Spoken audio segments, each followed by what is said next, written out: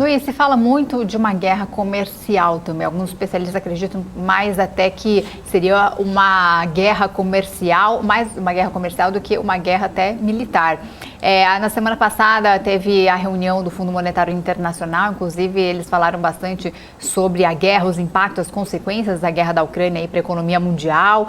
O que a gente pode apontar aí de pontos negativos e de que modo alguma economia está se beneficiando com essa guerra? Algum país estaria se beneficiando com essa guerra? Tem interesses maiores aí de países como os Estados Unidos que parecem manter essa guerra e financiar ali por parte da Ucrânia? Bom, Isabela, Fundo Monetário Internacional recentemente apresentou ali o seu relatório e faz isso de forma recorrente, uma análise sobre a situação da economia mundial, e neste relatório enfatizou os efeitos da guerra na Ucrânia. De certa maneira, todos nós aqui sabemos os efeitos da guerra da Ucrânia todas as vezes que nós vamos ao supermercado, todas as vezes que nós vamos contratar serviços ou adquirir produtos por conta da inflação. A guerra na Ucrânia ela acabou adicionando mais uma pressão em relação à elevação dos custos dos produtos e serviços no mundo. O que o relatório enfatiza, que me parece ser muito interessante, é um receio em relação à possibilidade de fragmentação da economia internacional. Como assim fragmentação da economia internacional?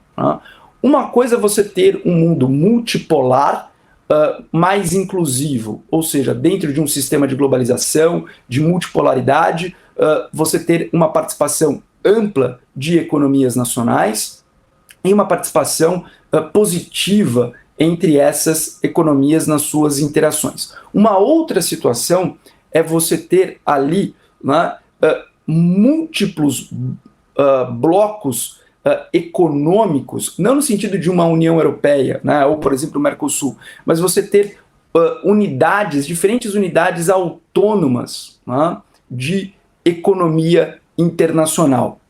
Uma fragmentação nesse sentido, com moedas próprias, com regras próprias, isto seria muito negativo para a economia internacional como um todo. Por exemplo, há pouco vocês conversavam com a jornalista, a Giovanna Locatelli, que está localizada lá nos Estados Unidos.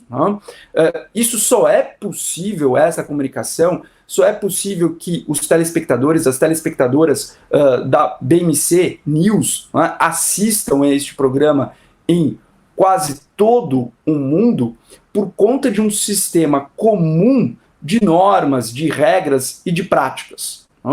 Você ter, eventualmente, uma fragmentação daquilo que algumas pessoas chamam de uma desglobalização, ou seja, a reversão dos ganhos da globalização, isso seria muito negativo, porque nós teríamos processos repetidos, nós teríamos ineficiência, nós não teríamos certos benefícios de uma economia de escala.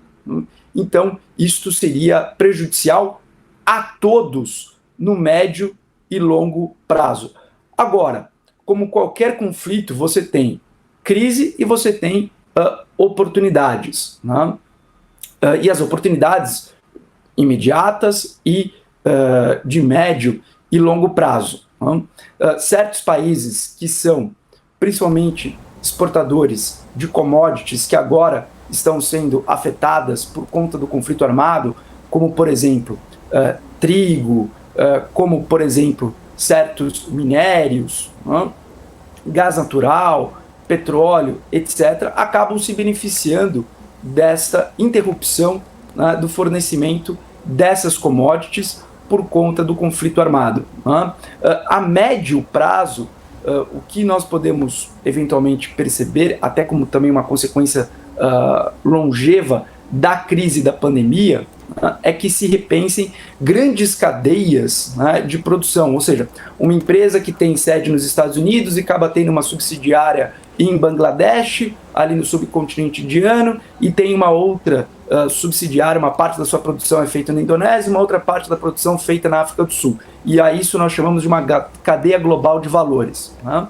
Eventualmente, conflitos como esse, né, se perpetuam ao longo do tempo, podem fazer com que as empresas repensem essas cadeias muito amplas, né, de produção, né, e procurem concentrar isso em suas, ou dentro do seu país, ou em regiões mais próximas. E isso eventualmente pode trazer ali alguma oportunidade para certas economias. Agora, é importante enfatizar que um cenário de elevada fragmentação não é um cenário benéfico a nenhuma economia.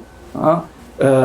Um mundo multipolar inclusivo é, sem dúvida, algo que se deve desejar. Mas unidades autônomas ou independentes, funcionando com as suas próprias regras, isto gera ineficiência, e esta ineficiência se traduz em custo, em aumento de custo dos serviços e produtos, ou escassez de produtos e de serviços em escala global. E modelos de negócio como esse que nós estamos, acabam, por exemplo, ficando prejudicados se trilhar este caminho.